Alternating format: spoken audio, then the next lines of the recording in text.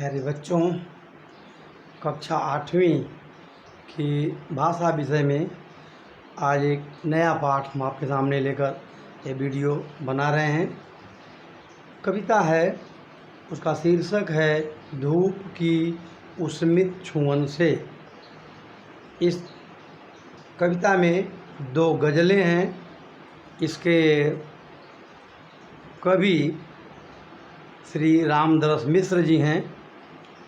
2 गज़ल कवि ने लिखकर इस पाठ में दिया है। पहला गज़ल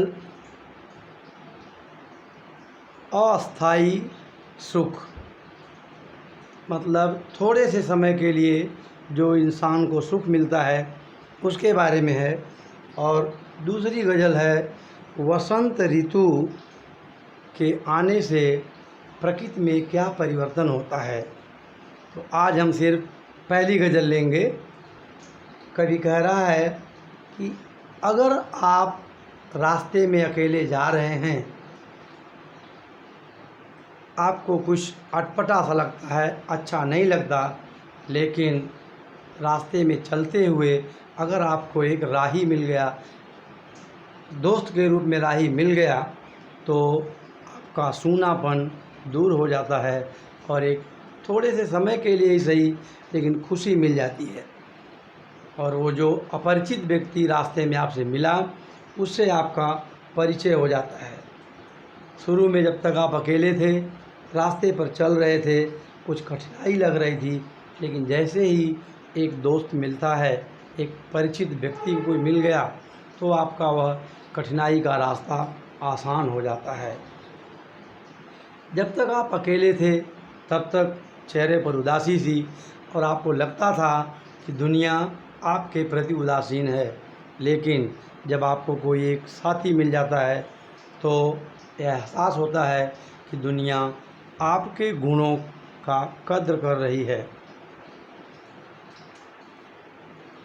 एक साथी के मिलने से आपको एक खुशी मिली, लेकिन जैसे ही वह साथी रास्ते में कुछ दूर आगे जाने पर उसकी मंजिल अलग है, वह और दूसरी तरफ चला गया, आप अपनी मंजिल तरफ जा रहे हैं, तो जो आपको थोड़ी देर के लिए खुशी मिली थी वह खुशी भी नष्ट हो जाती है। जैसे आपके हमारे घरों में कोई मेहमान आता है, थोड़ी चहल पहल हो जाती है, लेकिन मेहमान अधिक दिन तक तो रहता नहीं, कुछ समय के बाद वह चला जाता है, हमारे आपके घर के चहल पहल भी चली जाती है। ऐसे ही रास्ते में जो साथी मिला, उसके मिलने से जो हमें सुख मिला, आपको सुख मिला, वह सुख भी उस साथी के बिछुड़ने के साथ ही ख़त्म हो गया। और इसी अस्थाई सुख के ख़त्म होने के कारण, समाप्त होने के कारण इंसान चैन से रह नहीं पाता है, सो नहीं पाता है। जैसे हम नींद में कोई स्वप्न देखते हैं, बहुत ही सुखद सपना है, पर जब नींद टूटती है तो वह सुखद दृश्य नष्ट हो जाता है।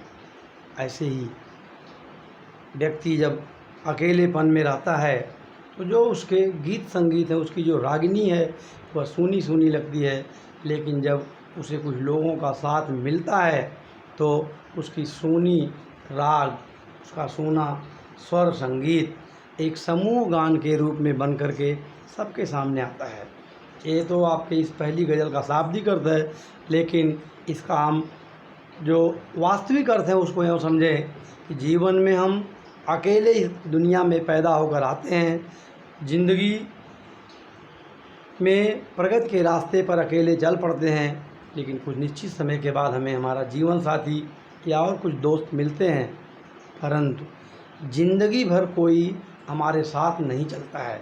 जब तक कोई हमारा साथ देता है तब तक हमें खुशी मिलती है, लेकिन हमारा साथ देने वाला जब हमसे बिछुड़ जाता है तो हमारी वह खुशी भी नष्ट हो जाती है।